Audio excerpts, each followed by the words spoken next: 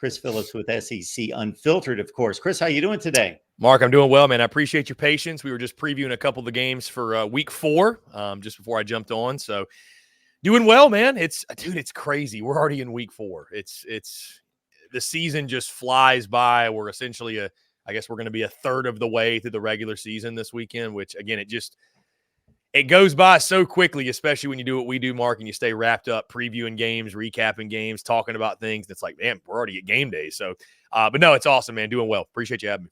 That's why we've got to savor it, everyone. It's the shortest season in sports. It's not the NBA, where as soon as they get done playing the NBA championship, they're scheduling preseason games already. It's the shortest season in sports on the American sports scene. So savor it, folks. Only 12 regular season games. So before we move on to week 4, I got to go back to this LSU South Carolina game. So this had to be a heartbreaker. My heart was breaking, and I'm neutral on the situation because I thought the wrong team won. And of course, our buddy Kyle Kennard, who had a monster game for South Carolina, otherwise got in the way of 2 pick sixes. The one in the first quarter with a horse collar.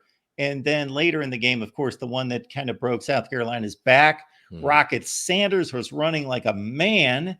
And my goodness, Lenora Sellers left the ball game, and South Carolina still hung around with Robbie Ashford and not producing as much offense. This South Carolina team, I was just telling a caller who was asking me what we could glean from this game. And I watched every play. I thought it was the best game of the day. I loved it from an entertainment standpoint. Is that maybe LSU's not quite as good as I thought they were in the preseason, that South Carolina is a whole lot better if they can stand up against LSU and basically outplay them start to finish.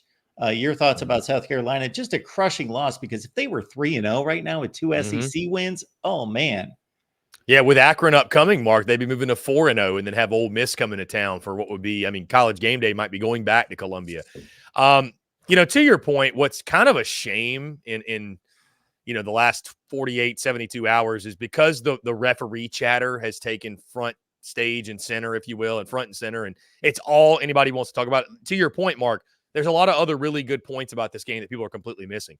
South Carolina is going to be a problem this year. Like they're going to be that team that I'm not saying the Gamecocks are going to win 8 or 9 or 10 games, but they're going to be that team you're not looking forward to playing. And I think that alone is a victory for Shane Beamer and his program in year 4. They're much better than I thought they would be. The running game was fantastic against LSU. Granted, LSU's got some problems defensively, but the running game was really good.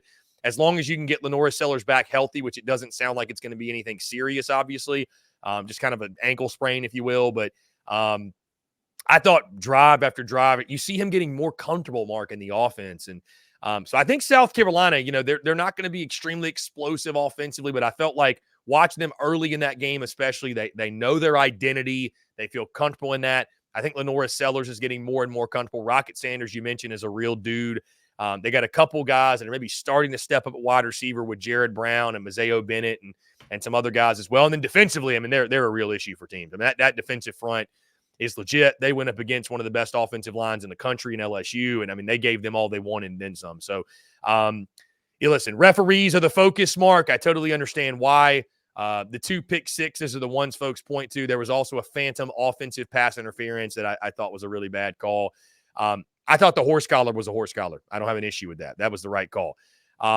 In stadium, the personal foul on Garrett Nussmeier, Mark, I thought it was the right call at the time because it looked like he got decked. And then you go back and watch it on TV, and you're like, it wasn't nearly as bad as it looked in person. I would have probably rather than put that flag in the pocket. But as you can imagine, Mark, I'm a really popular man in Columbia, South Carolina this week because I've spent the week more so giving credit to LSU and saying that despite the refs, I don't think the game was robbed from South Carolina. I don't think they got jobbed. I think there were plenty of opportunities to, despite the bad calls, win the football game. And they didn't. And that's just, it's the nature of the beast. It is what it is. Like, you had opportunities to win. We wouldn't be sitting here talking about the refs if you don't botch into first half, end of game opportunities to kick field goals. We can play the hypothetical game to a blue in the face. What if Garrett Nussmeier doesn't have a snap hit him in the face and they fumble and turn it over? What if they're able to convert 4th and inches from the goal line? Like, we can sit here and play these games all we want. Certainly, though, if you're a South Carolina fan, if you're pulling for South Carolina, that's a game you feel like you should have won. You're up 17-0 on your home field. And Mark, I was there in person. it was an insane asylum, my friend. Like, it was the most raucous noon game atmosphere by far that I have ever experienced. So it's a shame because you feel like you let one get away, but I also think, Mark, we got to spend some time and give a lot of credit to LSU because to go into an environment like that, down 17-0, have the resiliency to come back and secure that win says a lot about Brian Kelly and the culture he's built at LSU. And it showed me that those South Carolina students and fans, they are just hungry for that kind of win. But they were just pressed up against the gates, ready to flood that field. And there's like a minute left, and LSU sitting at the 5-yard line. Yeah. And it's like, do we understand the game situation here? Yeah, it's South Carolina's got a rabid fan base, for better or for worse in some instances, but they've got an incredible fan base. Gamecock Nation showed up and showed out, like I mentioned, Mark. I was at that game, went to College Game Day, hung out at the tailgates. The love and support we felt as we're on our SEC Unfiltered tour was immense. We'll be dropping the full vlog, by the way, on social media and our YouTube tomorrow and Thursday. But yeah, I mean, listen, it's a fan base that's starving to get back to what Steve Spurrier had that program at, and you kind of felt like a moment you're sort of knocking on the door. And, again, I hate how active the officials were. But again, Mark, I'm just not someone, and I've sort of just, pissed some people off, for lack of a better way of putting it, by just simply saying that, I'm not saying the refs were good in the game. They weren't good. There were obviously some plays in that game that the refs impacted greatly, but South Carolina still should have won. There were still opportunities where they could have won that game. And there were controllables in that game, Mark, that South Carolina could have done a better job at, and they didn't, and that's why they lost. And it seems as if in South Carolina circles early this week, if you're a talking head that dare say that, no, they didn't get robbed, they didn't do what they needed to do to win, oh, my God, you are labeled as like an ultimate hater, and how dare you, you're an idiot. And I even got a comment this morning, Mark, that some of your buddies, Chris Marler and SEC Mike and Josh Pate, they're all saying that Carolina got robbed. Like, you're wrong, man. You're wrong.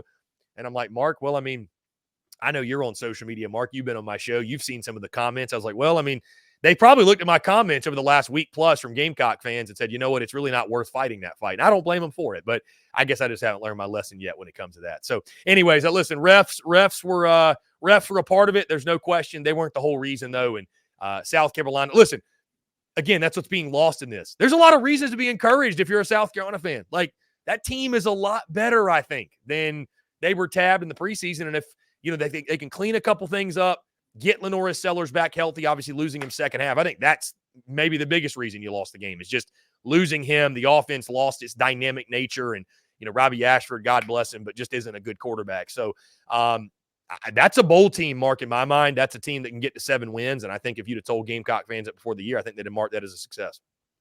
Both can be true, folks. The officiating can be subpar, and the team can blow the game at the same time. Yeah, both agreed. can be true. Yep. And that's the only point I've made all week, Mark. It's just, but people, it's funny how that group, they don't want to hear that. It's, if you're not on the side of they got robbed, this is BS, let's start a petition to out these officials, then you're in the wrong, which that's just not how I operate, Mark, in life and business and sports. I just, it's when you're on the winning side and your opponent is doing that, you make fun of those people. So I'm just, that's just not my lane, man. I'm not going to sit here and make excuses and blame officials. And when there's a game to break down and there's things that happen in game, you're deflecting from things that happen in the game. I'd rather talk ball than just spend the entire week talking about officials.